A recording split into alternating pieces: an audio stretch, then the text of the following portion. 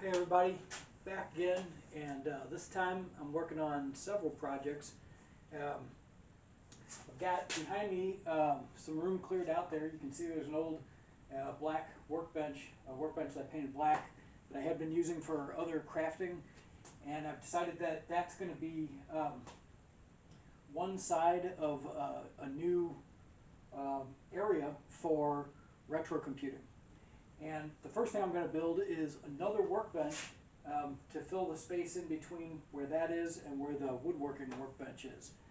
Another 6 foot and probably about almost 2 foot deep and about the same height, maybe 2.5, 3 foot tall, kind of to match it. And I'll probably paint it black as well, so I can set up some of the retro computers that I've got sitting on a shelf and be able to kind of start doing retro computing, which is another kind of hobby that I've had, kind of reminiscent of my childhood. Back then it was just called computing. Anyway, so I've got a lot of the space here is filled up with stuff that was over there, and I'm hoping to use a lot of these spare parts. They're not on camera right now, but there's a lot of spare parts over here, and I've got a lot of my tools over here. So I'm going to first try to build that workbench, and then once that's done and I get a lot of the lumber that's kind of underneath here on the bottom of the woodworking workbench and a lot of the plywood I've got from old projects that were taken apart, once I've got that used, then I will move on to probably the other 3 projects that I've got coming up. Just to kind of give you a preview, one of them is going to build a small stand, I guess you would say, for the chop saw. So it's probably going to be about 2 foot by 2 foot, probably the same height again, maybe 2.5, 3 foot tall. It's going to be on casters, so I can move it around to different places to be able to do cuts of longer or shorter pieces as I need to. And then it won't occupy so much space on the top of my woodworking workbench. Another project I'm going to do is to build kind of a shelf system to store all of my power tools, which I had been storing underneath on the bottom of the workbench. I've got kind of a lower shelf, and well, here you can see it. And so now I've moved all of the lumber from old woodworking projects, and I'm storing that under there, which is what I really want to use that for instead. And so as a result, all of my tools now are just kind of sitting on top of a storage case. And so I want to build a nice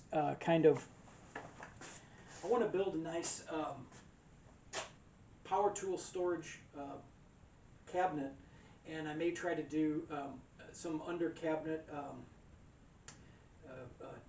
like T brackets that I might build, so I can do quick storage and quick retrieval of things like drills and saws and things like that. So that's kind of the second project, and that'll sit on top of these old bookcases that I've repurposed as shelving for paint cans. So that might sit over here. Another project that I've got that I want to do is to build a pretty large size crafting table here. So it may end up being about, I don't know, 3 or 4 foot this way by 5 or 6 foot this way. Again, same height, so about 2.5 foot tall, and kind of reinforced so that it can handle heavier crafting, things that are being constructed on top of it without sagging under the weight. That's another plan. And then I can't remember now what the fourth. Oh yeah, that's 4. That's 4 things. So the retrocomputing workbench is one, and then the shelf system for the power tools is another. The mobile cart to house the chop saw is a third, and then the crafting table is the 4th.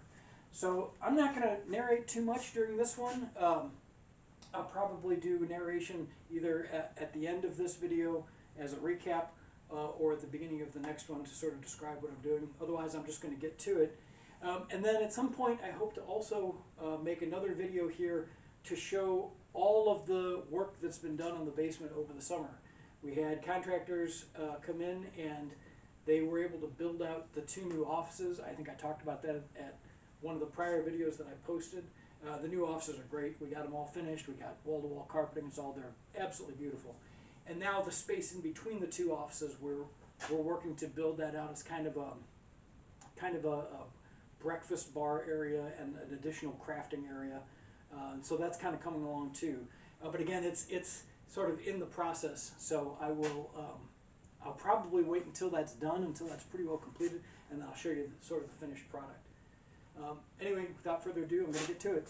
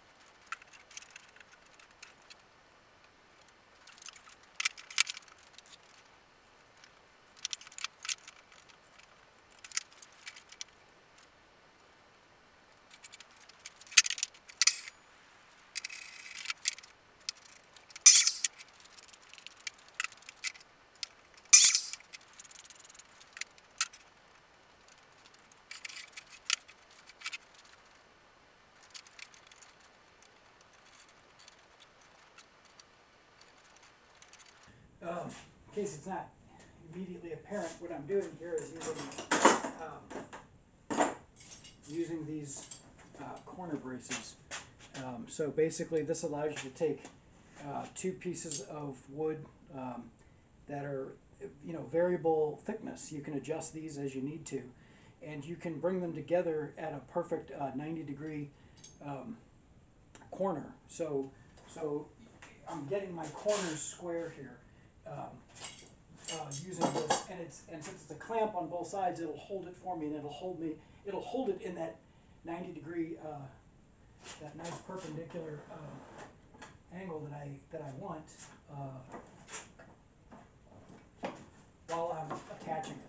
So, move some things out of the way here. This is a big problem you can see with the I've got this really nice chop saw that I use all the time, and it's great, but it is huge and it's unwieldy. And to try to leave it up on the table here on the workbench, it consumes so much of the space. So I really I'm sort of anxious, eager to get that movable cart that this can sit on. So that it can basically free up space off the workbench.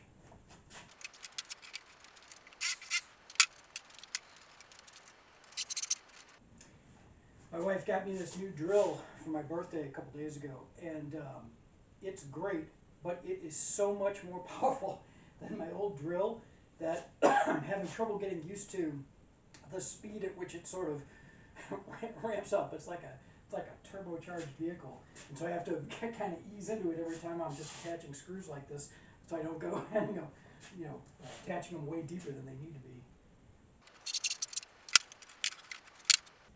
That bottom one did not go at all as I had hoped, so I'm actually going to take it out and redo it. Just absolutely terrible on that one.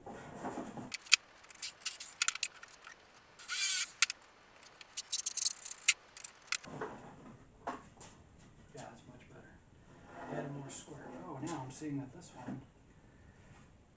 one looks like it's going to have to be moved because that's not quite square. Boy, I can't get a single thing aligned right or square. Typical woodworking problem for me. All right, so when in doubt, redo from start. It's an old Commodore 64 joke for anybody old enough to remember that.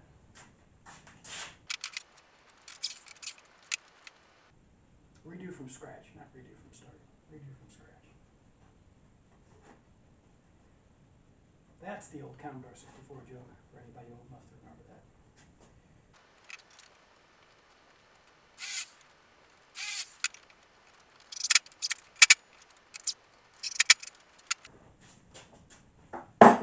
I have this tendency to work on projects where I'm building things that are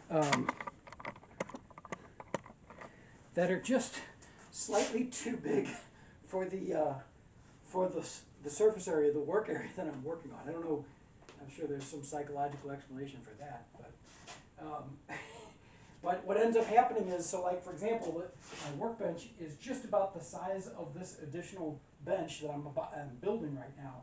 So it's 6 foot long by about 2 foot deep, and so as a result, all the tools, everything's in the way, and the actual thing I'm building won't seem to sit on it cleanly. So I have to keep moving things around and adjusting things. But such is the nature of a small woodworking workshop. Okay, let's attach the other side.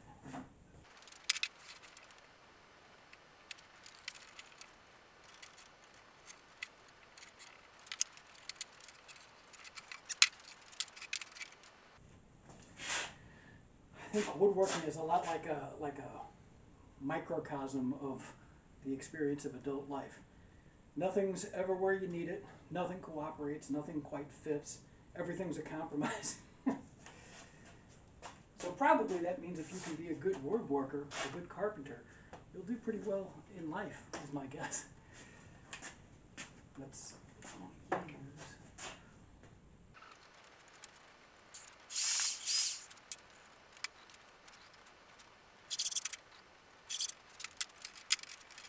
Okay, so at this point I've got these two 3-foot boards that I sistered together with a piece of scrap 1x, and then I've got the two boards that are also 1x4 that I've cut down to whatever it was, 24 and a half or 23 and a half, I think, is what they were, minus 1.5. So I think I cut them down to 22. I can't remember. Cut them both down to 22. And so now it's a U-shaped frame for the moment, right? But I'm going to now attach the other side to it. And of course, there's no room with the chop saw here, so the chop saw's got to come off for a second.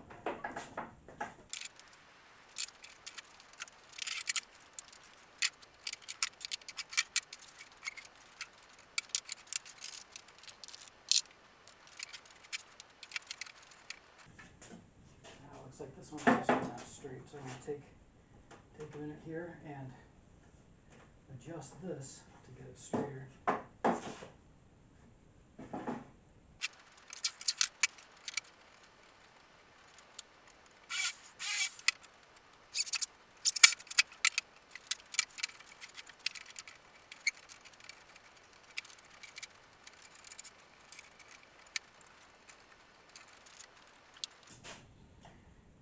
This is all reclaimed wood, and so for most of these I was using them in the same way on the prior projects, and so they have already pre-drilled countersunk 1/4-inch holes, pilot holes drilled all the way through the end that's passing through, and the end that it's butting up against is all that I actually need to do the pre-drilling of the hole into.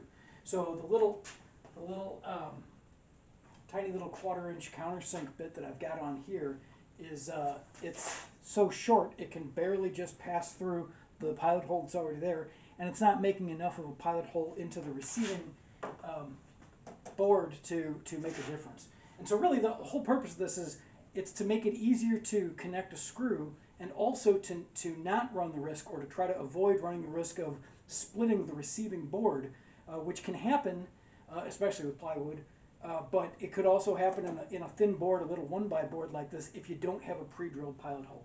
So what I'm doing in those cases is I'm just taking my drill that has my screwdriver bit in, and I'm swapping it out with a 1/4" bit, just so that I can pass it through the pre-drilled pilot hole in the pass-through end into the butt end, the receiving end, so that I can drill maybe a 1/2 inch deep into there, so it's got a nice receiving receptor hole for the inch and a half, or inch and a half, 2-inch screw that I'm going to put into it. So these here are the ones that I'm going to put into it. So oops. So yeah, it's probably an inch and probably 2-inch screw, inch and 3/4, 2-inch screw.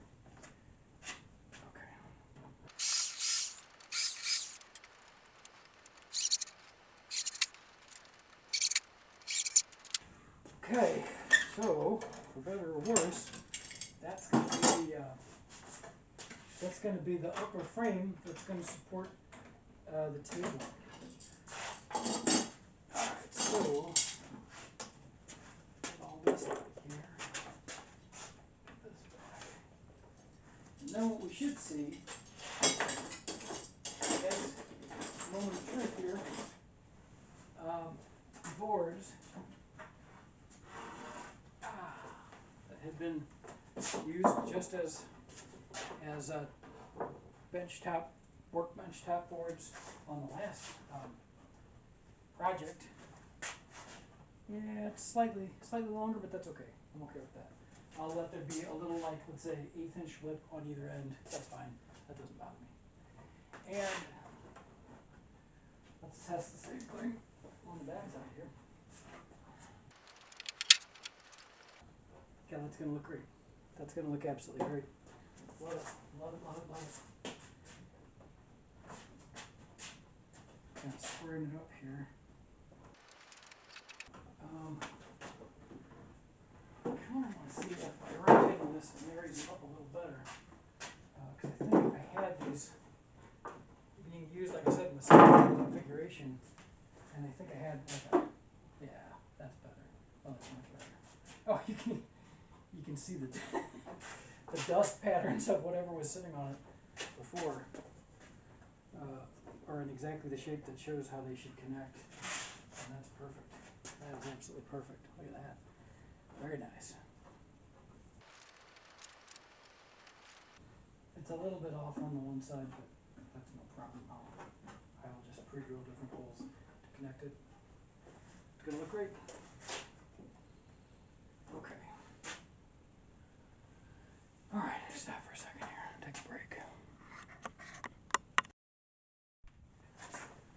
Okay, back at it. I'm going to attach now the top, these two boards, to the frame, what is going to be the top frame first, and then I'll go ahead and attach some legs, and then that'll basically be a workbench, retrocomputing workbench.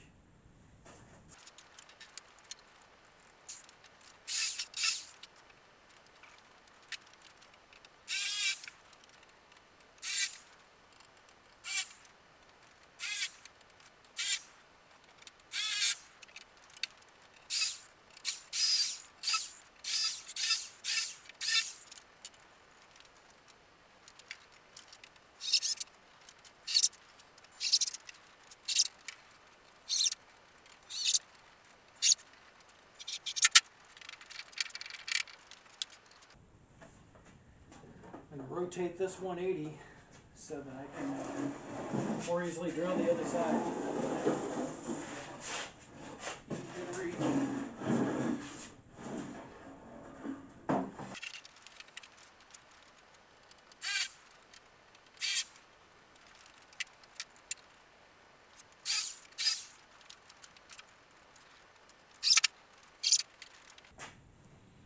Okay. Well, the top is on, but there's no there's no support right here in the middle. So it's two boards. This is that same problem I had when I was doing the server case a while back, and I had two boards on top. And so what'll happen is as you put weight on one, it pushes down, and then it creates a lip between the other one. Things can fall between them, get pinched and stuff. So really what you want to do, what I want to do, is to create a certain degree of rigidity between the two boards so that it's as if it's a single piece. And so I found just the best way to do that is to create a support piece that goes right sort of at what would be like the weak point, the point of greatest flex between the two, which is the point of the farthest distance between the connection points on the end.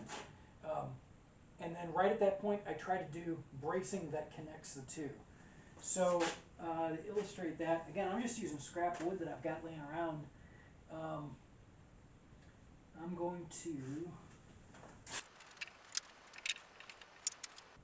I was hoping to not have to cut anything, to be able to just use scrap pieces. That's what I like to use. Like this, for example, here's a scrap piece that just has a hole kind of right in the middle of it. You know, it's just a piece of 1x. But I'm not really going to use that for anything else, which means that this is really only something that can be used as a scrap part in something that's hidden. And since this is underneath, it might make a decent brace piece here. However, what I was hoping for is brace to go all the way across it. So I'm going to grab another scrap piece to try to make up the difference on the other side of it here. And what do you know, that's just about right. So I'll probably just cut that down so that I can put that right in between the two here. And to do that, I'll make note here. I'll make a little mark to indicate what needs to be cut, and I'll do a quick cut on the chop saw over there. Or maybe I'll move it back over here. I'm not sure if I got four over there. This one's in better shape. This one's got crack in it, so this is where what I want to cut off. So again, just kind of measure where it would be here. And then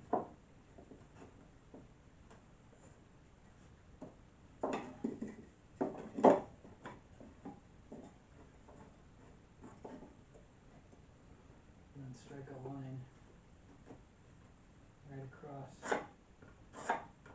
And then I'll do a cut line on this one. Wow, that's a terrible cut line. And that eraser doesn't work. I'll try that again. Actually, not even going to worry about erasing it. I'm just going to make another cut line. Part of this is the thing's wobbling because I got it set up like that. So if I just move it the way it's actually going to sit. That's part of it, is nothing straight. That's fine. Okay. That's a much better cut line there.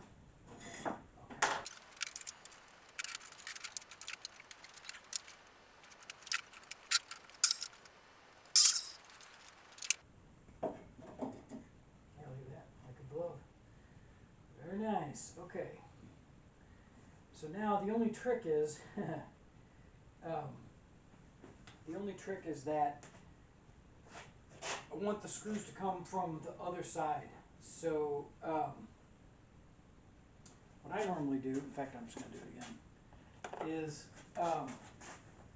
position these such that I can see where I can see through the split between the two boards where the transverse board is, so that I know where to do my countersink holes and to drill the screw holes all the way through to connect the pilot holes to connect them. So what I got to do is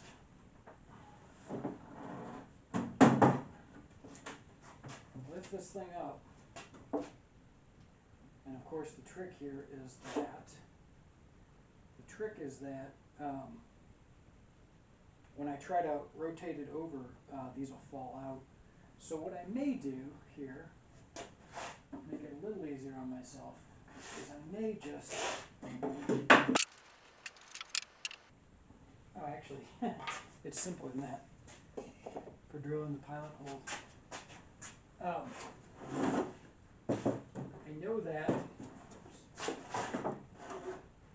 I know that the split between the two 3-foot boards is the center point, and that's where I want my transverse support beam, the piece of my transverse support beam to go.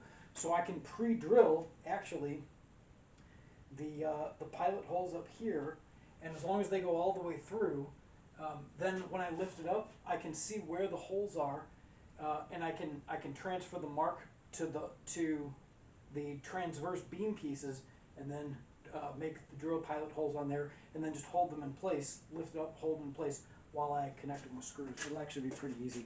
The description probably was tougher to get out than it'll be to actually do the thing. So let me. Okay, so that's the halfway point. So what we want to do is I'm just going to mark a few inches in here, here. Okay, and those are the places where I want to drill the pilot holes. Doing that first.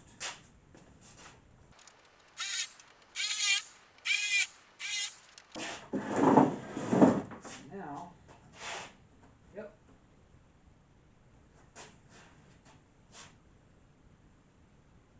Oh, except for the outside ones, a little too close. So, same concept along the same line, except I want to bring them in closer to the center because they're hitting the sistering boards that I use to connect the two outer, the two sets of outer 3-foot frame beams. No biggie.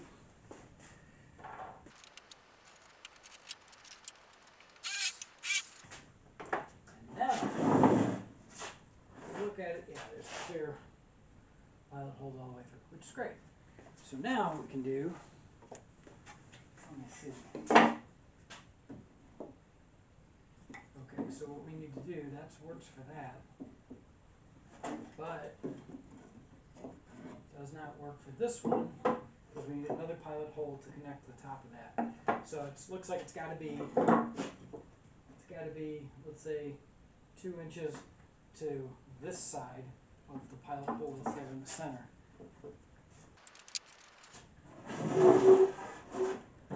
So again, say about 2 inches to this side of that is going to be like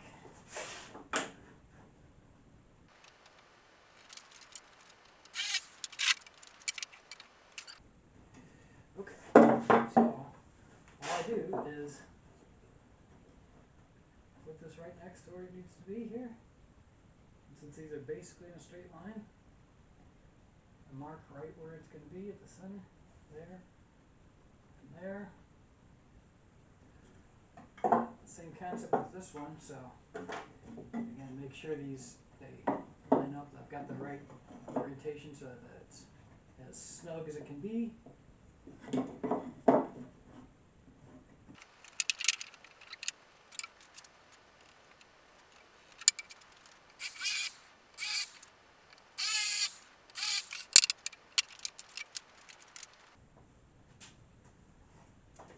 Never-ending extension cord swap. Only got 2 extension cords, and I've got 3 power tools I'm using right now, so it's constant swap. Okay. I'm not worried about it yet. I'm just going to start. I'm going to start the screws, the pilot screws, and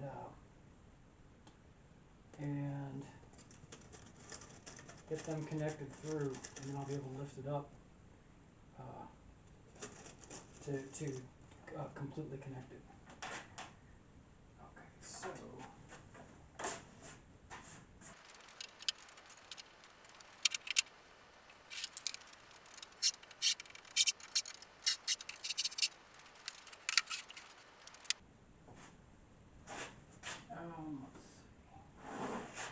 Actually, it's probably going to be easier this way. So just put this down here and stand it up.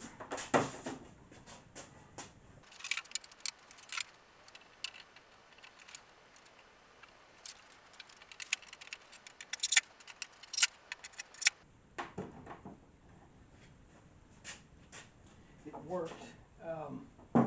Just need one more screw up there to hold this side of this board down to the transverse beam, and it'll be great. I'm going to go ahead and attach the other one on here.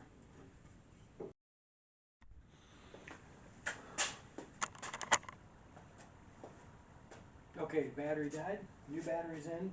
Just about to connect this other piece, and then tap another connecting screw from this board to the support transverse support board. That actually worked pretty well.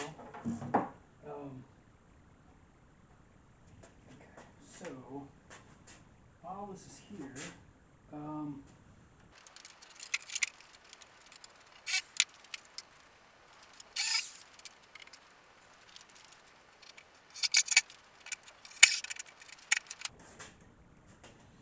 okay.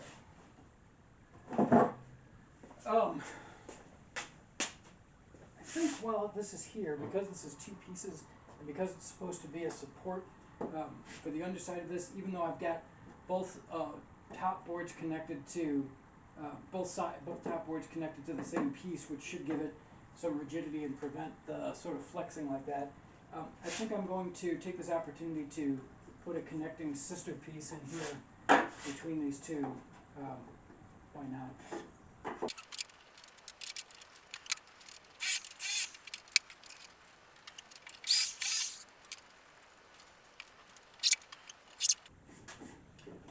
Okay, so those are essentially connected, and we've got a support between the two. That I think will work. Okay, well, while it's standing in this position, I'm not sure I want to move it necessarily back up onto the workbench, because the next step is to attach legs to it. Now, it's kind of a trick here is that since this is a workbench that you're going to be sitting at, that I'm going to be sitting at, because it's going to be a retrocomputing workbench, I don't want to have legs sitting out front, because that'll just impede your ability to kind of slide between workstation areas on it. So I'm definitely going to put 1, 2, 3, 4 legs on the corners, and one in the middle of the back here. One in the middle of the back, so there'll be 5 legs for sure. But then I think if I need to, I'm going to do to this one what I did to the other workbench, which is build a support brace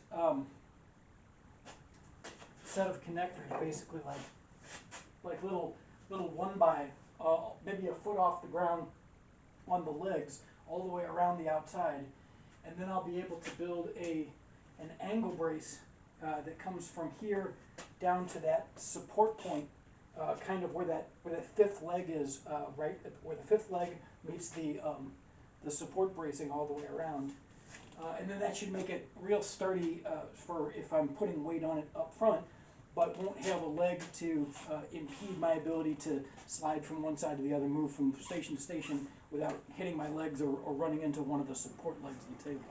That's kind of the plan.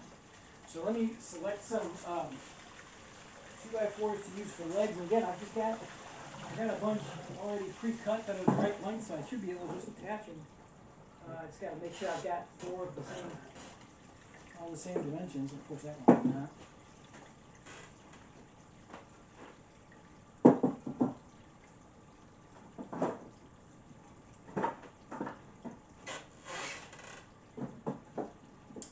Shorter ones, let's see if some of the longer ones, it might be a longer one here. Oh, that's even too long. Okay. I'll bet you I've got a 4th one here. That's just the correct length, I just got to find it.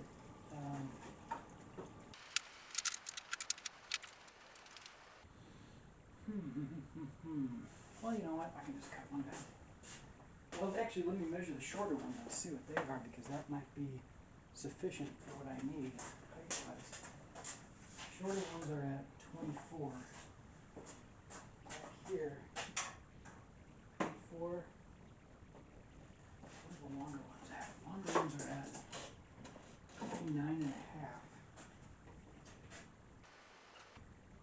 longer ones are the ones we want. So what I'll do is I'll put these back. Use these for this.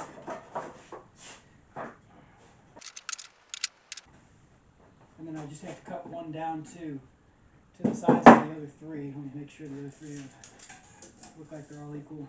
28, and then this one's a 29 and a half, so I'll cut this one down to 28, and then I'll have my 4 legs.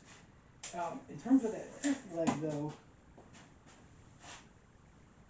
I might just use a little 1x for that back one,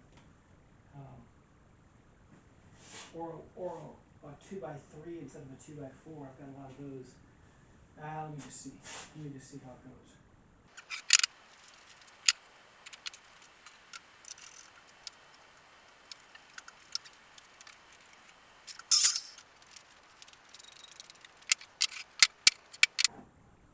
Okay, so that's 4 there, 4 legs at 28, 4 at 28. So those will be the 4 primary legs on the corners, and I'll just attach those now.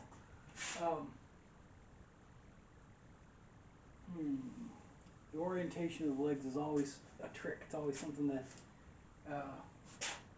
for aesthetics, the other ones that I had were oriented this way. But that's a big width. That's a 4-inch width at the edge where your legs might run into it. So I'm kind of thinking I want to orient them this way, 90 degrees off from that.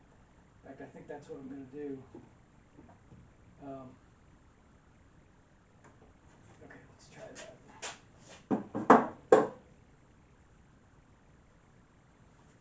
You know what? To make this a little easier, probably.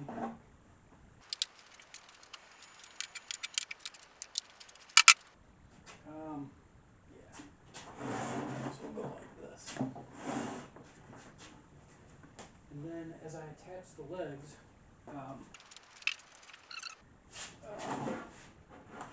maybe give myself a little bit of support there. Wow. Cords, cables, everywhere. Okay.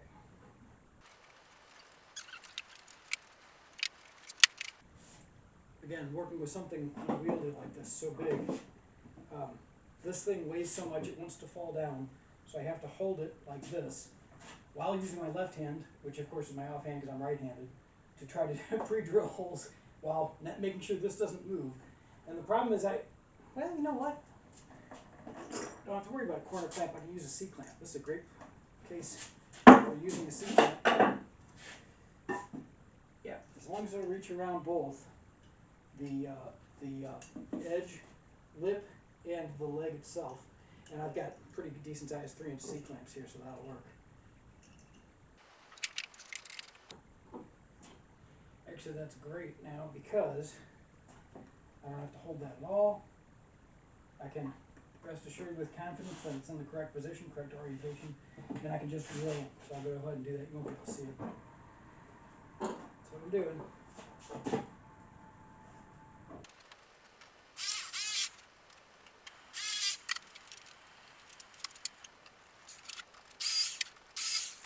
Something that I've been doing, I don't know, I haven't explicitly said it, but you might have noticed that after I drill with the drill bit, and I'm getting ready to swap it for a screwdriver bit, a Phillips head screwdriver bit, I make sure never to touch the bit itself, and instead I've got this quick release chuck here, and I just open the quick release chuck, and I let the drill bit fall onto the table. That's because if you've ever inadvertently grabbed it and pulled it out when you're trying to swap bits after you've done a drilling, you discover very quickly that it's extremely hot, and you'll usually burn your hand. So to avoid burning one's hands, never touch the drill bit right after you get done drilling if you have to swap it out for, let's say, a screwdriver bit. Always release it and let it fall onto a table, some surface. But you want to let it fall out on a surface where it won't burn skin, because it is hot enough to burn skin.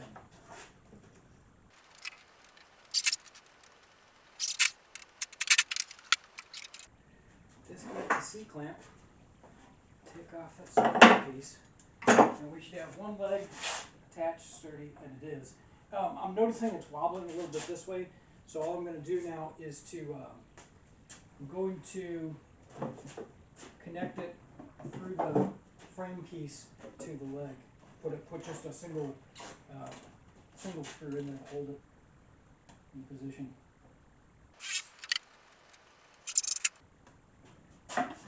That leg is not going anywhere. Okay, so that's one of four. Probably while I've got it like this, I'll do the other one on this side, then flip the whole thing over, and then do the other two the same way.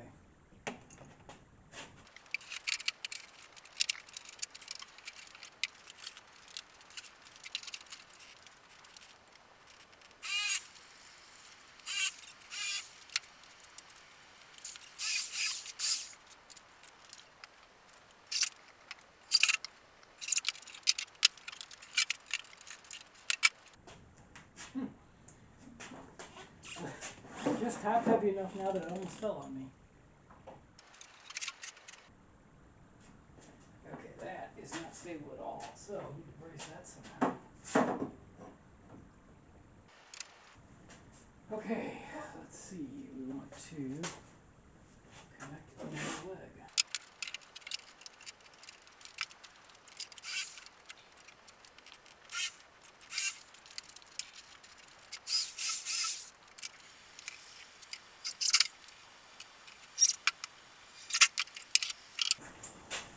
All right, that's three. Fourth one, I think I'll just try to go right where it's at there.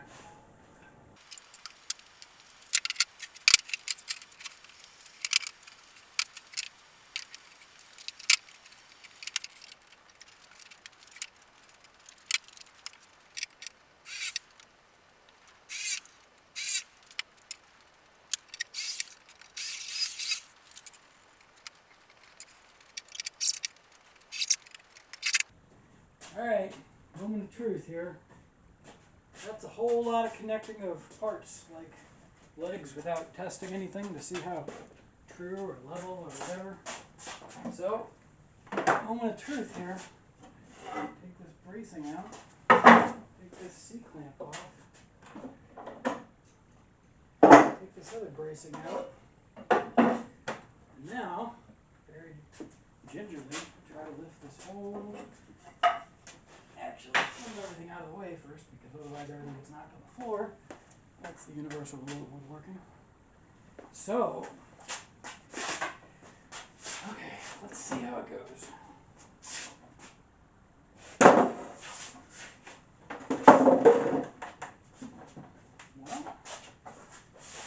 Well, kind of looks like it's almost level. Pretty shocking, right? Pretty shocking. Let's see. Where's the level? Let's grab the level and see. Oh, would you look at that? It's almost level. Level on that side. Oh, that board isn't even. And here, not at all, but also my floor isn't level here. That's pretty good that way. Pretty good that way. Not bad that way. Not bad that way. It's not too bad. It's not too bad. Given that everything was connected kind of sight unseen there, I'm very pleased with that. So, some bracing pieces have to happen. I got to figure out exactly which pieces I'm going to use for bracing, how I'm going to build that out. And then possibly do that angle brace down to the lower bracing level if I choose to build that. I don't even know that this is going to need that fifth leg in back, although yeah, I think I will, because might as well not. Better have extra bracing and not need it than need it and not have it. So I'll probably add, like I said, the fifth leg back there, the lower level of bracing, transverse bracing between the legs, and then I might build that angle brace from the front down to the intersection of the transverse bracing and the fifth leg. And then that's probably it. I'm going to just for a second here move it into position and see kind of.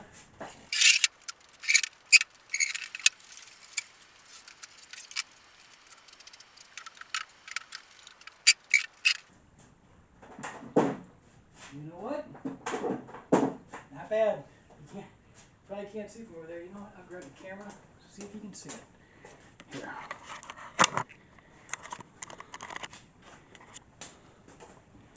So that's kind of gives you a sense of what it'll look like there. Obviously, add fifth leg, add bracing. Get it all painted consistently black to match the other one. And that old bookcase that I have there that I built, it's a bookcase for just mass market paperback books that I don't need anymore. Because of the bookcase in my new office, which I'll show when I show off the office in a subsequent video, I think I'll probably leave that right back there and use that to house software for retrocomputing. But I'm liking this. I'm thinking this is going to make a very nice workstation, L workstation for retrocomputing. I'm very happy with it. So so I guess that's it for now.